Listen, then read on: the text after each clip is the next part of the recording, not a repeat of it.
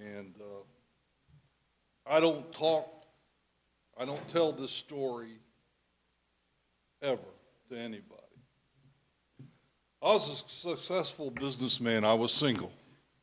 And I was going to be single till the day I died. As you all know, I ride Harleys. I've been riding Harleys since I was 18 years old. And I was a college graduate, Ohio University. I went into the business world, and I worked my tail off, and I was one of those guys who made it. You know, I mean, and I wore the best clothes, the best shoes, the whole 9 yards. I had gone through a divorce, and it was a tough part of my life. And I was barely making ends meet, even though I was making a pretty good chunk of money. And I got into a program to try to get some more income with the Department of Corrections. And I basically would take in a prisoner that served his time, and he would live with me, and he would report to his parole officer, and they helped me. And his name was Jack. Jack saw how I struggled financially because I had to pay a lot of bills from the divorce. And one day he looked at me and he said, "Look, we can change all this if you want to." And so I entered, through the daytime I wore a coat and tie. And at nighttime I wore 45. And I would go to Jacksonville, I'd go to Charleston, I'd pick up 50 pounds of pot, a couple of bales, and I dealt drugs for about 3 years. And Leon Lott used to chase me all over this town. And I just lived a different life. You know, I would go to work, I'd come home, change clothes, and I'd be up till 3 or 4 in the morning or whatever to do whatever I needed to do. And I'm not real thrilled about any of that, but nevertheless, I was coming out of the mountains on my Harley. Back before they had cruise control, there was just a screw that you could crank up on the accelerator and it would hold it open. I was doing about 80. And I was coming back, and it was Saturday. And coming down 26 through Clemson, I was just cruising down the road and in the left lane, and when I crested a hill, all I saw was taillights backed up from football game. And I had to put it on the ground and slide down the grassy area.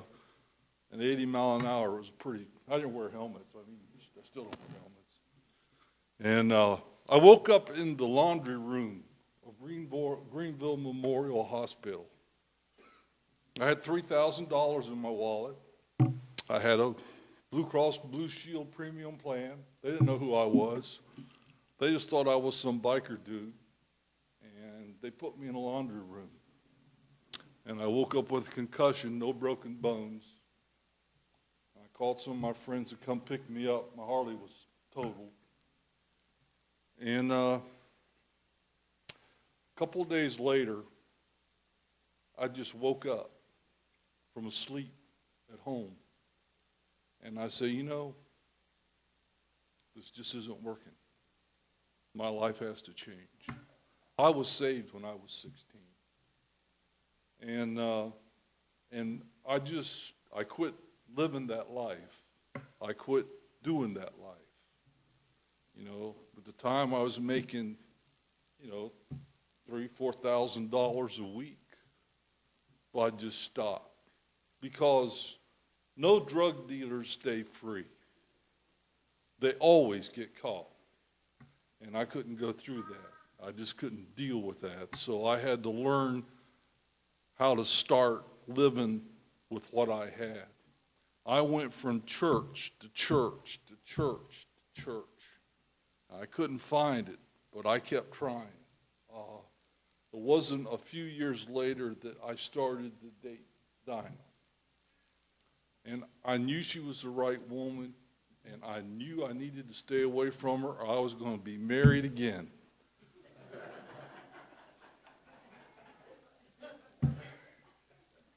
And remember, I told you, if you want to find out whether it's the right woman, break up with her. I dated Dinah for 5 years. I broke up with her, and I spent over a year trying to get her back. And Dinah married me, and she started teaching me about first fruits.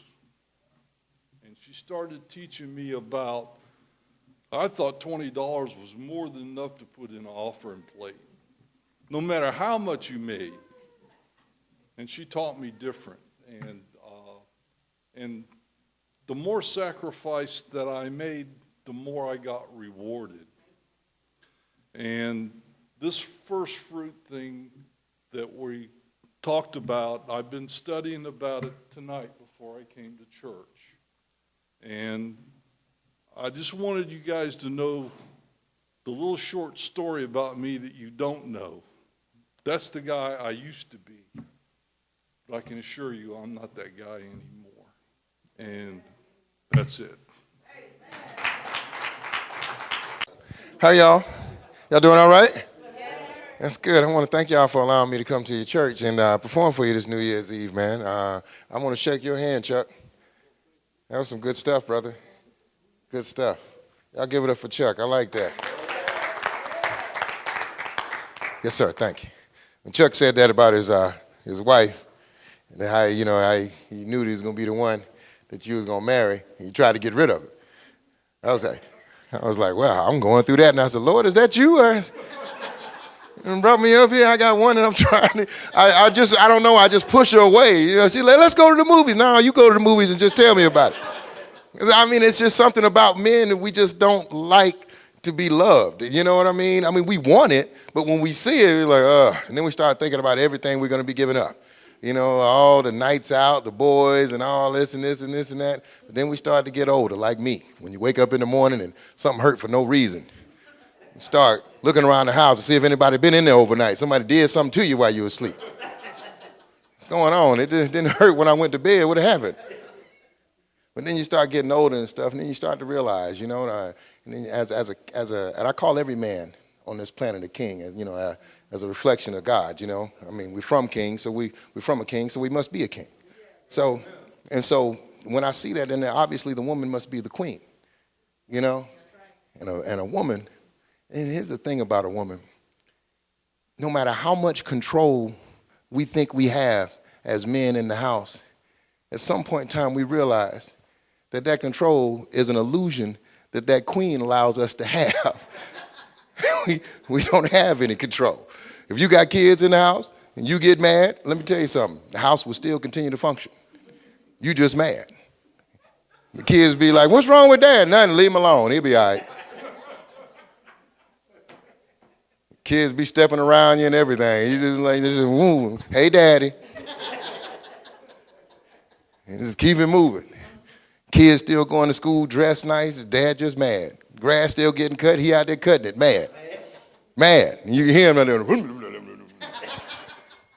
Just mad. Everybody still eating good, warm, cooked meals. But when the woman ain't happy, the house ain't happy. Kids going to school raggedy. Clothes ain't ironed, cuts all messed up, still got lint in their hair, ain't nobody even thought about it, lips faded. You know that little thing in your eye, that little cold? Used to hate when your mom be like, come here, boy. When she mad, she don't do none of that. Go on with you. Ain't nobody eating. Dog ain't even getting fed. The rib showing. The dog walking up to you, man. You need to apologize, man. And ain't nobody eating nothing up in here. You fix it up.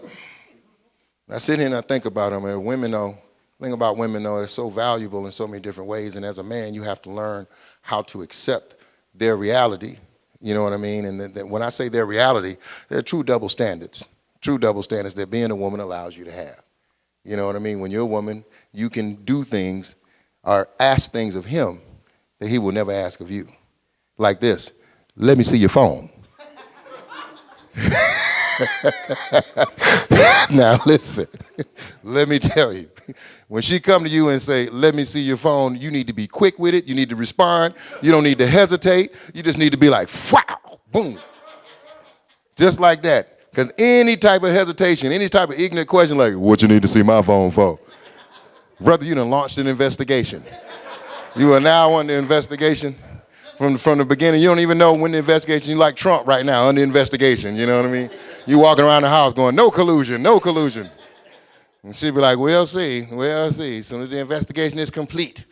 And the thing about women is they're such natural investigators. A lot of times guys, we go out with women and we don't understand that we're being investigated for everything. Every little fear a woman might have, because they got this fear right now, I guess in this world we live in, of guys who date, men and women. And so they sit down, they look for them, they try to see if they can find anything that you might do that might tell on you. And let me tell you something, if you out to dinner with them for the first time, brother, you have to be careful not to move the wrong way. Because if they're looking for everything, if you mess around and cough and put your hand over your chest with your fingers spread too wide. What?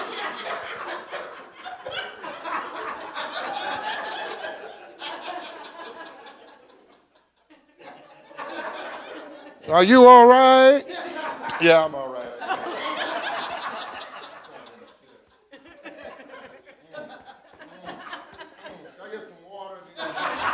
Brother, what is going on with his wrist? Oh. The thing is, you're under investigation. And that cell phone has been getting us in trouble, man. I don't know. Boy, I'm just trying to tell you, that cell phone's something else. And here's the thing, though. Most of the time, guys are uncomfortable with a woman, like, seeing their cell phone. It doesn't matter if they're doing anything or not. I mean, they just don't want you to have it. It's simply because we don't know what might set y'all off. We have no idea. When you call your husband's name, when she hollers your name, Chuck, I want you to know, Chuck is someone go, what? Lord Jesus. Chuck is walking down the hallway to see what you want, thinking, I don't know what it could be. It might be this, it might be that. Lord, I hope it ain't this, and I hope it ain't that. And you don't know until she get there. She'll just be like, can you hand me something? You'll be like, whew, yes, ma'am, I got it. That's what it is. That's all you want, I got it. There you go. But the investigation is real. When you're a man out here in the date world, let me tell you something. When you go out on a date, everything you do is right. And your cell phone, she is watching how you handle your cell phone. She won't tell you. Back in the day when you would go out and you didn't have nothing but a beeper, back in the day. And it was just cool, like beep, beep. You could tell whoever it was. And that's the job calling right there.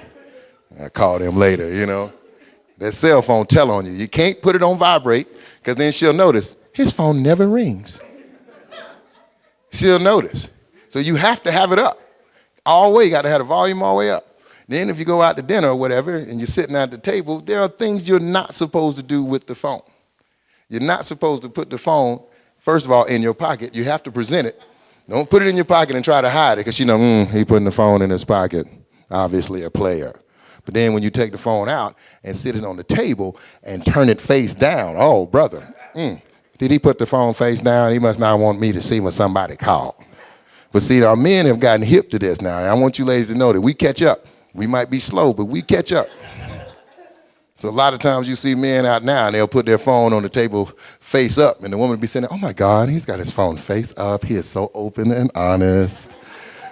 It never rings. Nobody's calling him. But what she fails to realize is that we have the phone on airplane mode. Well played, sir. Well played. I see some guys that talking about, airplane mode. Take notes. Now your woman gonna be looking, what's that airplane doing on your phone right there? I don't know. I must have accidentally put it on airplane mode. It's hard out here, man. I'm trying to tell you. It's hard out here. And I'll tell you one thing you learn, too, coming up with women. It used to be when you're younger, you think you can have any woman, no matter what. You know, you see her, you think, you know, you young, you'll step to her like, pow, hey, how you doing? I just got out of high school. I know you're 37, but I want to talk to you. When you're young, you don't care who it is. I guarantee you, if somebody getting out of high school would have stepped to Michelle Obama if they got that chance, what's happening, Michelle? If ever Barack get on your nerve, holler at your brother. But this day and age, I mean, when you get older, you realize that there's just certain women that just you shouldn't deal with. Like I drive a 2003 Honda Accord. I've seen plenty of beautiful women driving Mercedes. You know what I say? You know what I say when I see them? How you doing? Be blessed. Take care of yourself. Because I can't do nothing for you.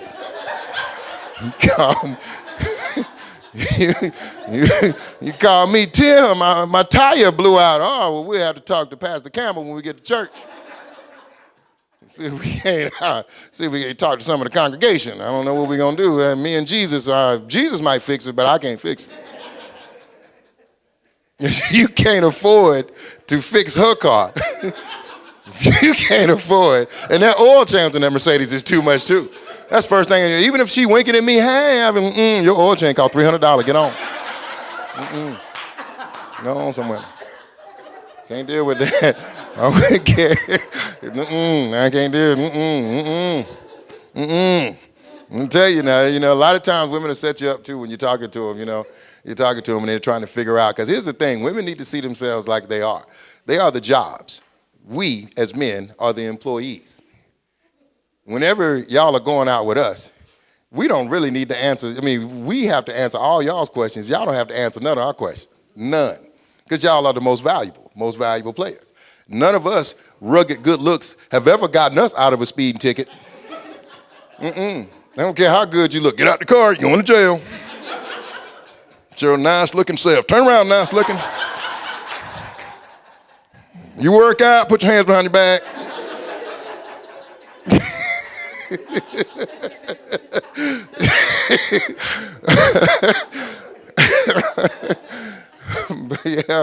No, man. When you're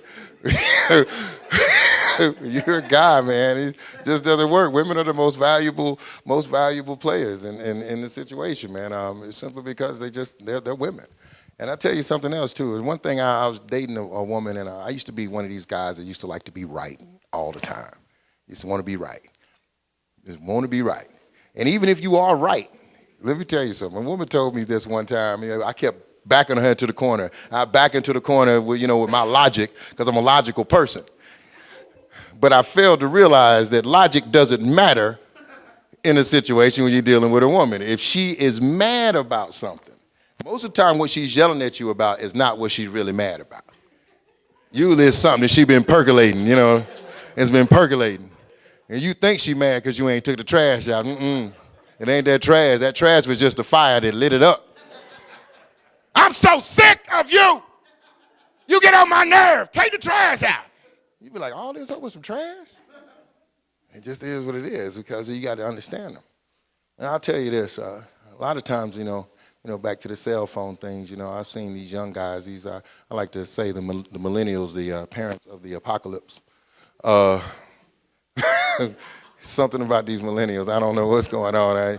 I do see the younger ones as the future. I do. But I get worried about them when I look at them now. It's different from the way, our parents used to look at us. We was out there doing that breakdown. They used to look at them. They just so retarded. They were just seeing us out there doing the spinning on the paper and stuff, and they thought that we was crazy doing the rap, the Biggie and all that other stuff. But then they didn't see where it was going. And you see these millennials out here, and if you don't pay attention to what they listen to on the radio. Now, I work on Throwback 105.5. We play a lot of back in the day hip-hop and R&B. And we play it because of today's music, a lot of people are turning away from it. You remember back in the day when songs used to make you feel good, you hear a song like a song like Pharrell, Happy. You hear that, you just be like, happy. You just made you happy. But then music shapes you. And you wonder why these kids out here, you don't ever pay attention to some of the songs that come on. They got this guy, one of the songs come on and it says, Young Metro don't trust you, he gonna shoot you. What did I do? You were in the car, you feel threatened and stuff, you know? What did I do? I just turned the radio on. Young Metro, don't trust you, he gonna shoot you. I'm like, man, you just, yeah, you listen to it. So you hear it in the first part of the song, but you don't ever, that's what it says. Look at the kids back there laughing, talking about, yeah, it does. It does. It does. But I listen to the things, and I see these millennials, and then and the younger kids, and I see things that make us our heads hurt as older men. You know, like the thing that we wore the bandanas and stuff. I could see how they was looking at us. You know, y'all crazy. The spike wrist. What is that? The what do you call them? The mohawks that we had back in the day, the Jerry curls and all that. Yeah, they would look at us and just be like, "Them kids is crazy." Now when I see these kids and I'm looking at them and I see them with their pants sagging. This pants sagging thing is just, oh my God, I wish I had a taser that I could just shoot out my pocket and just tase them. When nobody saw me tase them, they just fall out and I just run out the door. When I look at them and you can't approach kids like you used to. You used to be able to walk up to them. If we had our pants, boy, pull your pants up. Yes, sir, you pull your pants up. But you can't do that with these kids today. These kids is gangsters. The officer will tell you they will stomp you out. 70 years old, get stomped out by a group of kids. You got to come up with creative ways to make them pull their pants up. I like to go up to them and compliment them on their underwear and see how quick they pull them up. Boy, them some nice drawers. Where you get them drawers from, boy? Y'all see how quick they be like, man, go ahead with that. What's wrong with you, man? Man, who you asked about my drawers? Man, what them Hanes? Let me see the tag. You do squats. Yeah, you seeing they be walking out to look like Steve Urkel, man. Go on, get in the car, man. I just don't know. I just don't know, man. And I got a daughter. She's 21. Well, she just turned 22 a couple of days ago. And got two granddaughters now, two granddaughters. And I noticed one of the double standards that I discovered during this transition is whenever men become grandfathers, we have to call ourselves grandfathers. We can't come up with any other name. Y'all will accept Pop for whatever reason. But we have to be, we'll say like, what is that? I'll call them and say, no, that's my G-baby. I got to make it sound hip as possible. That's my G-baby. And what they call you, I'd be like, Big Papa. You can't be Big Papa, you granddad. And what they call y'all? Nana, me mama, all those names. See, that's a double standard that being a woman allows you to have. They can just change the rules on you, and it is what it is. Now, I tell you, you think about like this last, I was in a 9-year relationship, and, back to the cell phones. The cell phones is kind of what ruined that relationship. It wasn't that I was doing anything. She was just like really paranoid, I guess, because of the business that I'm in. I'm sure you ladies have heard that before, but you see, as a man, you don't get the benefit of the doubt, you know what I'm saying? Because, most of the time women know that men, we're kind of weak when it comes to y'all, you know what I'm saying? If y'all approach a man, very seldom you hear a man go, no, I'll have none of that. I've got a woman at home, I'm perfectly happy. If a man is trying to be happy with his woman, this is what he do when a woman, hey, how you doing, girl? Go on with that. That's a man that's trying to be faithful. That man is walking through the mall like this.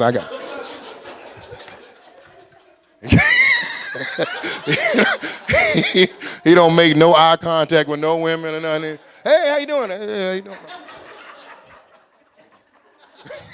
I got to get to Sears. I ain't got time. And the thing, it was really paranoid, man. And like I said, I hated leaving my phone in the room with her. And it wasn't that I was doing anything. I just would get in trouble. And I just hated being in trouble. Men can't stand being in trouble. That's why he's laughing. How many times you've been in trouble about nothing? And you know what? Man, I'm telling you, that makes us so mad. We are in the room. Now, here's the thing. We'll leave the room to talk about you. We won't talk about you in front because we can't win that, right? You'll sit there and yell at us, and we'll be like, okay. And we go in the room, you'll see us. Now, we men of the house, right? This is us in our house around the corner.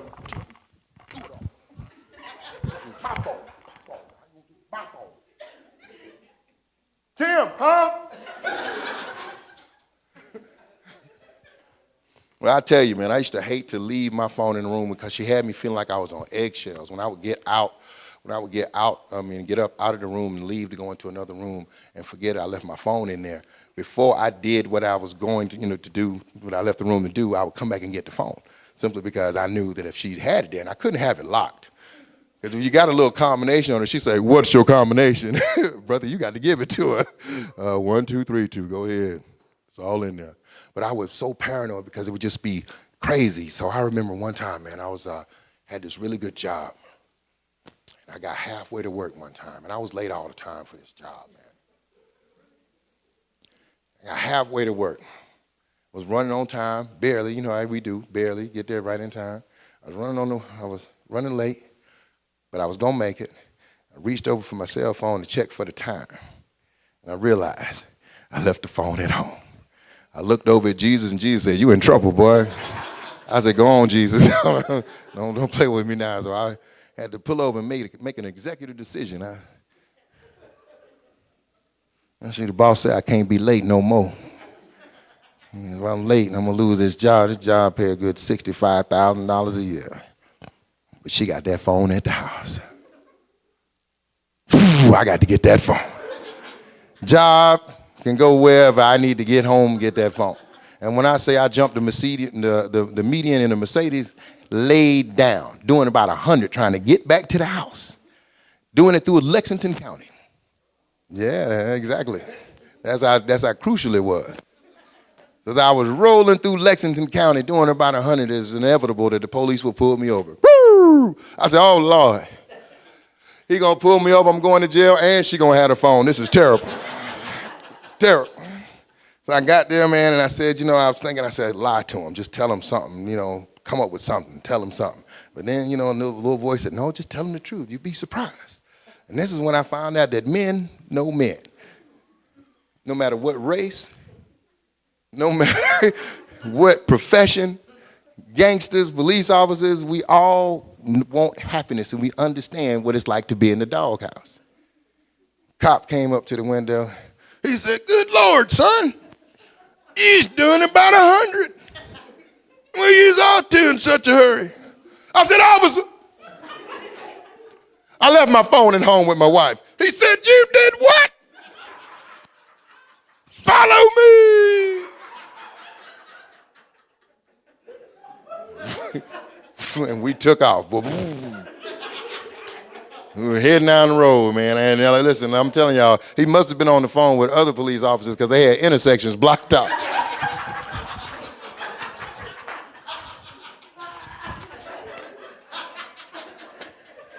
Then them cops would fall in behind me. I said, "I got about 8, 9 cops with me to get my phone." You pull up to the house, right? And I felt like the cops was just gonna be like, "All right, good luck." But no, these was good law enforcement. They was there, they was in it to the end. I got to get out, I started to get out the car. He said, "No, don't get out the car. She might have found it already." I said, "You're right, officer, you're right. Just wait right here, we'll take care of it." He walked over to, they walked over to their car and started pulling out all types of SWAT gear out the trunk. I said, "What are they gonna do?" And put on their little helmets and everything. Took that little thing up to the door. "Search warrant!" Kicked the door in. It was like, "Everybody get on the floor. Everybody put your face down in the carpet. You, ma'am, get down in the floor." They put her face down in the carpet. "Don't you move. You better not look up. I better not see your face." "Is the house secure?" "Yeah, it's secure."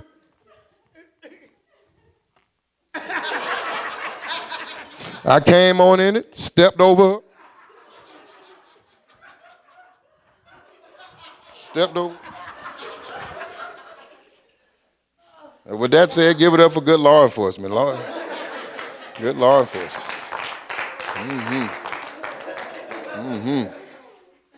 I try to tell y'all, man, it's interesting life. When I was sitting down with Pastor and his wife, we were talking about things, and like I said, I told him some of my story. And it's the thing, like a lot of times, and I always, when I get a chance to talk to the youth, I try to teach them, because, the thing is, we knew when our parents would tell us stuff, we didn't really listen, but we retained it, and then later on, we saw it, because like I said, the parents can only tell you, the world is going to teach you. So whenever I see the youth, I try to, let them know to think about their lives in 10-year increments, because the person you are at 18 is not going to be the person you are at 28. The person you are at 28 is not going to be the person you are at 38. And you have to learn, like, some of the struggles that they go through right now, they think it's world ending, and they really go a way around it. You know what I mean? It bothers them so much. And we all had our issues, and that's what they need to understand. You're going to get through it. My issue was just something like when I started losing my hair. My hair was all I had, too, because it was it. I ain't had nothing else. My skin was all jacked up. I had acne so bad. And back in the day, they didn't have that Proactive, Your mom just rub your face with that old Noxema. You go to bed with your face sizzling, too. My face frying. I know what it is. It never did work, boy. It just seemed like you put that Noxema on, it would highlight the real bumps.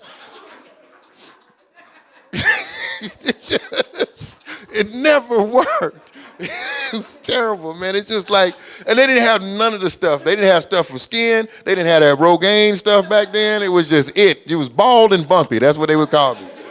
Bald and bumpy, come here. And oh, man, go ahead with that, boy. But it was my issue. But I had I had two brothers, and they had head full of hair, and I would sit there and I would watch them, and they would just be in the mirror combing their hair, and I'd be feeling like, you just trying to mess with me. They just, used to go to the front.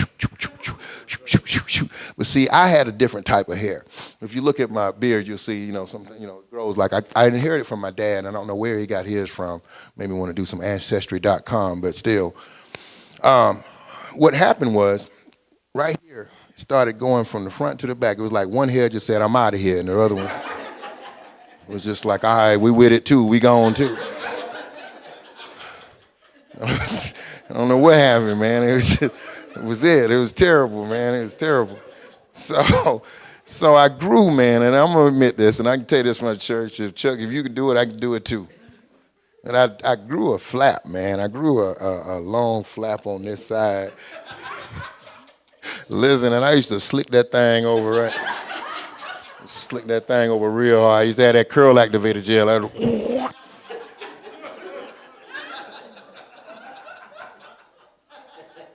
Listen, now here's what's crazy is, now once I did that, I just cover up this part right here, right? And in the back was nothing but meat right there, right? But I didn't care as long as I looked in the mirror and I saw some hair. I was good. I was cool with it. You know what I'm saying? If I was talking to a woman and as long as she was standing in front of me and stuff, she didn't know. And then no matter where, she'd be like, why you? Every time she'd walk around, she'd say, I'm going to get something to drink. I said, okay, let me watch you do it. I wouldn't.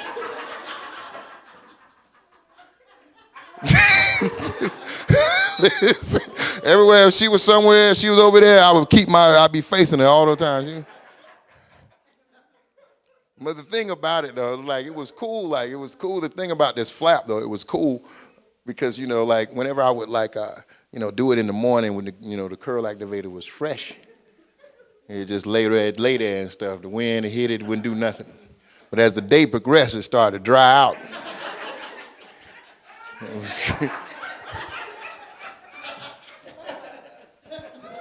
It's terrible, boy. It was terrible. This thing is that once it dried out, the hair would still stick together. But if the wind blew, it would come up like a flap. I would be walking, and the wind would blow, and I go, whoo, and I'd turn around. I became the best moonwalker in the world. Is it Michael Jackson? I said, yes, sir, Michael Jackson.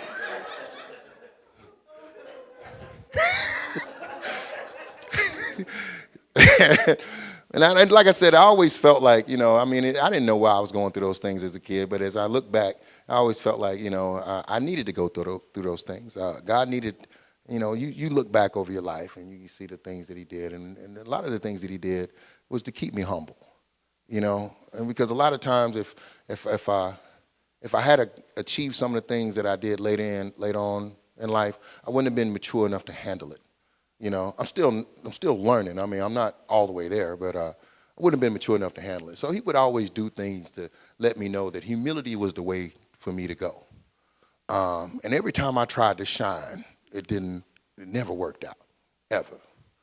I remember this one time, I used to have this hat to cover up, like when I put this hat on, I would tighten it up in the back, and I would take some of that flap and pull it out the front. And this hat was on tight, never came off. I'd put the back end, I'd adjust it so it would squeeze it like it would squeeze the blood out. And the whole side would be pale, it'd be so tight. But I would wear this hat, and I was a younger dude. I was 21 years old, and I remember this particular Saturday. I had washed my car. I had a Toyota Celica, and it was red. I had to clean it up. Remember how you used to clean your car up on Saturday back in the day, and you'd go cruising with your little stereo systems? And back in the day, all you needed was 2 6x9s in the back, 2 5x7s in the door, and a tweeter. And you just hear it all through the neighborhood. I had it cleaned up too, man. It was something too that back in the day when I don't know what they're doing today with these sound systems in the car, but it just, when you hear the sound system, the boom, boom, boom, and you'll be like, what in the world is that? It's not clear like it used to be with us. But the only difference is back in the day we had cassette players. And whenever we hit the block where everybody was and we wanted our favorite song to come on, we had to stop in the middle of the road and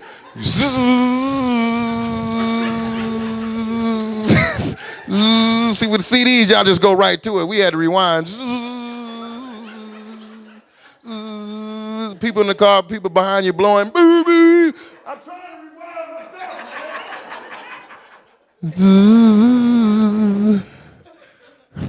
This particular Saturday, though, man, I had my little tank top on, and I did it. I can go ahead and tell you, a lot of times you're young, you want to I had my little muscle cut and stuff, put my little wife beat on, put a little baby oil on my arm. Went on out. I was feeling special this day. I wanted to shine.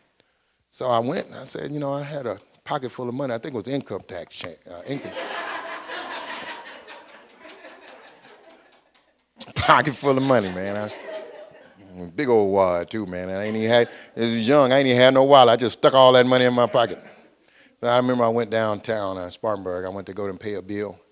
I went to go and pay a bill at a finance company, and it was in this little strip mall where it was like the finance company, Baskin and Robbins, and a hair salon. It was like a urban hair salon. And it was Saturday, 1 o'clock. And that salon was packed. And it was all glass when I drove up in front of it, too. And I did it on purpose. I parked in front of the salon on purpose because I wanted them to see me get out. The car had my little stereo bumping. I was playing Prince, If I Was Your Girlfriend. I still remember the song, Prince, If I Was Your Girlfriend. It was bumping, too. I left the music bumping, rolled the window down, left the music bumping. And I got out, my little hat on, my little piece of hair out the top. Had my shades on, too, Got out, flexed up a little bit. Kind of walked in front of them, just to let them see me or whatever, right? And I knew they was watching or whatever, so I went on into the place and paid my little bill and said, okay, so I'm gonna go back to the car. Left my money in my hand, so I wanted them to see the money. Had my shades on and everything. This is why I'm telling you, God don't like me when I ain't humble. Now, in this strip mall, there was a sidewalk in front of it and an awning that covered the walkway. And the awning was held up by these hollow metal poles. I'm gonna tell you how I know they metal here in just a second.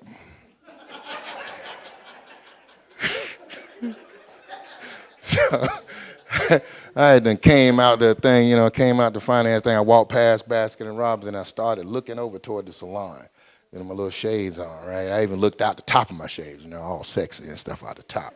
Flexed up, and they had my money in my hand and everything.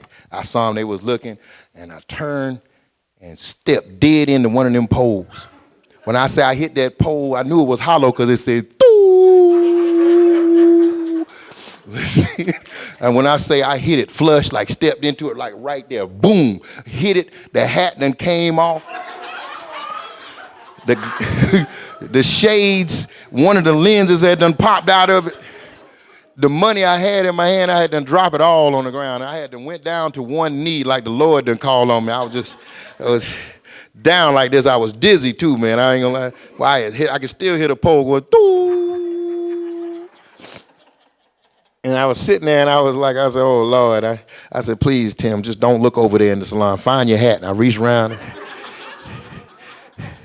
And what was messing me up, I thought I had done something to my vision because, like I said, one of the lenses that fell out the shade.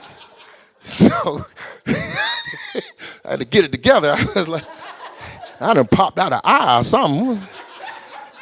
Things don't look right. Took me a second to realize one of the lenses was out the shades. Oh, that's what that is. And I saw the lens, and I'm still disoriented, right? My money's still going all over the place, right? I done grabbed the lens and tried to put that back in the glasses with the glasses still on my head, right? And couldn't do it. I was sitting there, and then I felt the skin around this eye right here start to swell up, and everything started to get tight. And I sit there, and I could hear my music playing still from the So I'm still down on one knee, man, and I could hear something coming from the salon. It sounded like a that's what it sounded like. But then somebody opened the door and it was like, ah! So I said, Tim, just don't look over there. Just get your money and just pick your money up. And then I saw some bills had floated over there close to the door, but I just go ahead and gave them to God. I just put this money right here back in my pocket. And before I could get up, I heard the bell from Baskin and Robbins open. And I felt a hand on my shoulder, and I heard the voice of a southern old white man. One of those old white men, might be about 80, working at Baskin Robbins just past the time. He said with southern drawl, he said, son, let me get you some ice for that. I said, get on out of here, man. Got in my car and drove. Still never made eye contact with that salon. Every time I went back to pay a bill, I parked in the back. I don't think I even went in that parking lot ever again in my life. What you get through it, though? Michael Jordan saved my life. Michael Jordan came up with a bald head, made having a bald head cool. I shaved it on off and everything. It grew a little facial hair. Everything was everything. So I try to tell kids that whatever's going on now ain't gonna be what's going on later.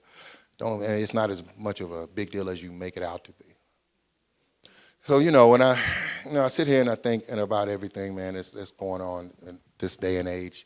Everything from politics and stuff, and I guess the political world right now is a little crazy though. But I've never seen the nation so divided. Like it is now. There's a lot of comedy here, though. When you just look at the last 8 years and this year, so I guess the last 9 years. And I gotta say, I never had a problem with a president. I never disliked a president. I might not have agreed with him, but I never disliked a president. But I would sit there and I would look at Barack, and there was a reason why we liked Barack. Barack was such a great representative of what a black man was supposed to look like and act like. That he was something that we knew existed, but to see it lead the country was a beautiful thing.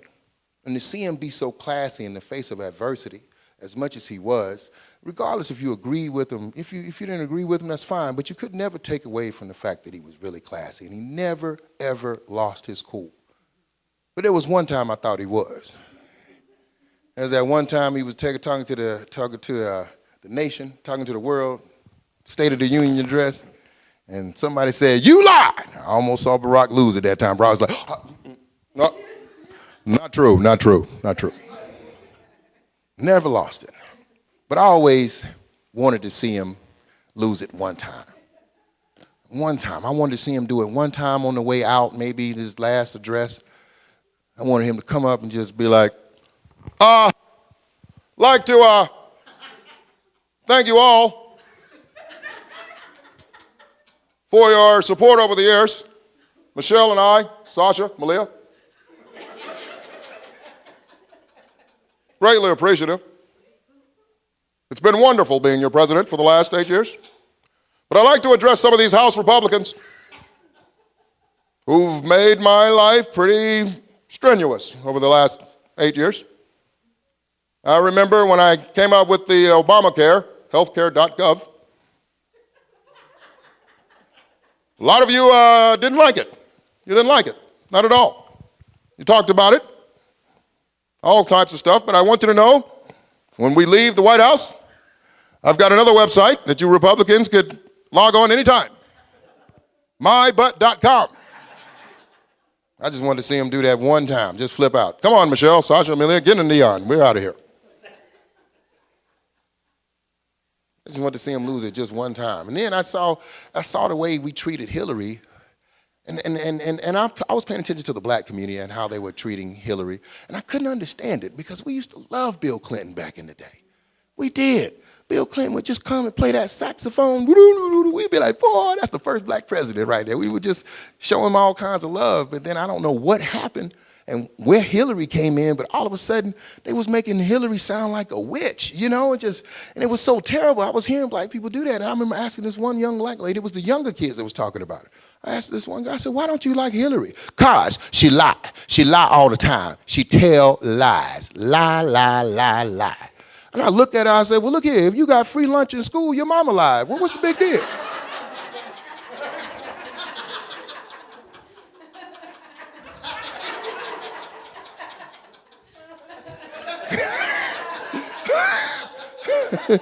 Lies happen, just deal with them.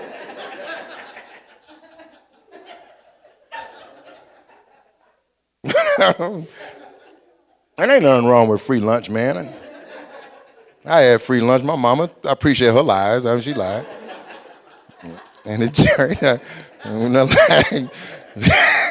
that free lunch, man, ain't nothing like that chocolate milk. It tastes better when it's free too, don't it?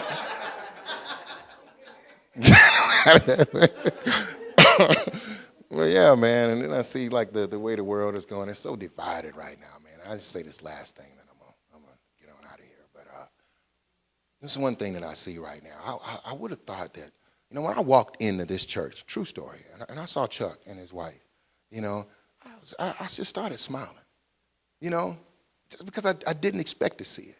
But when I saw it, it represented the way it's supposed to be. It did. It did. And when Chuck came back and shook my hand, it just touched me, And it's not that, we all, I don't think any of us have anything in our heart where we just despise the other race.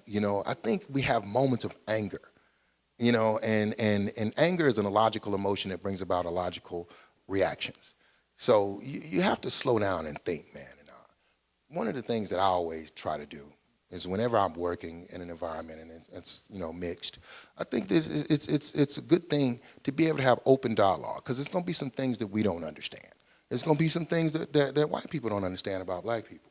So I always tell white people, listen, if you have a question about black people, don't form, your own opinion. Just come to me. You can ask me. I won't get offended. Nothing. But as long as I can do the same thing with you. He's like, all right, Tim, you can do it. Anything you want to know, you come and ask me.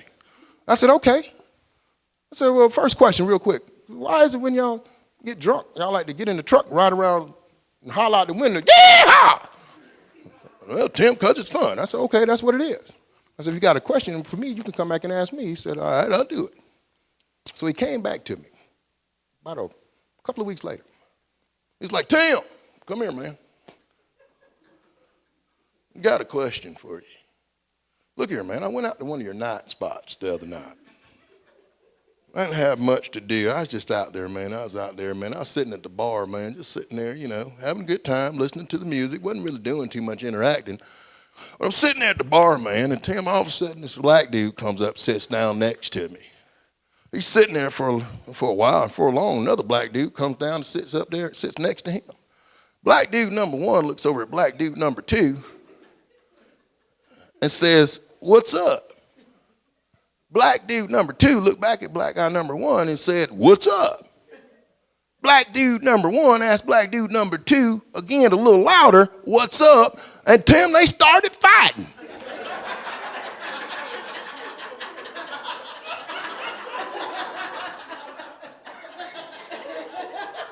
And I thought to myself, that's ignorant. All he had to do is answer the question.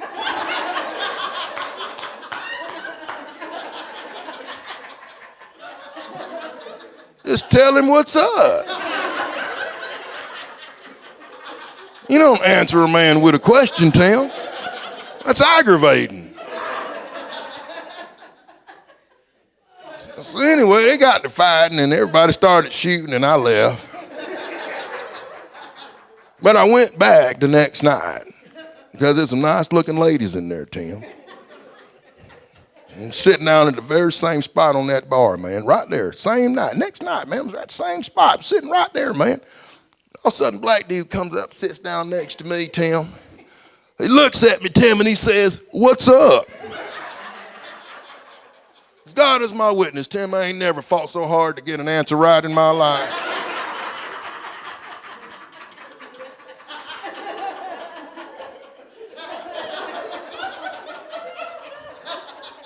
So, Tim, I just panicked, man, and just took off running. And I'm gonna tell you something, Tim. They say white people ain't fast. That's not true. That young brother pulled out a pistol. He fired around at me. And Tim, I heard that bullet twice. I heard it when it passed me and again when I passed it.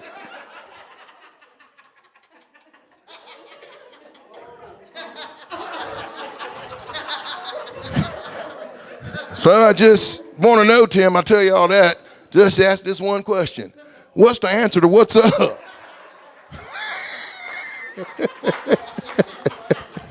Y'all, I am Timmy Tiff for Throwback 1055.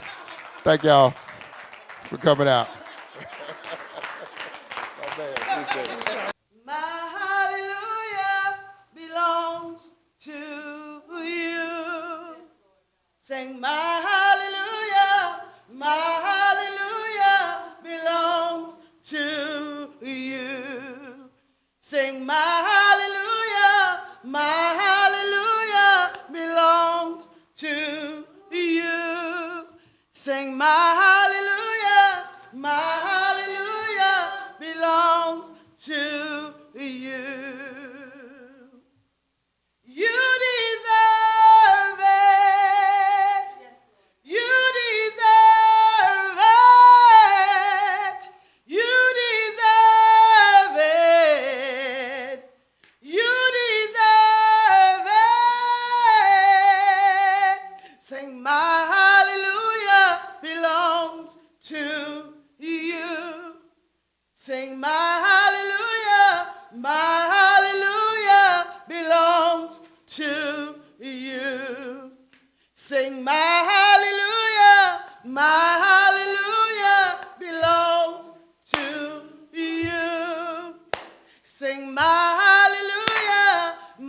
hallelujah belongs to you.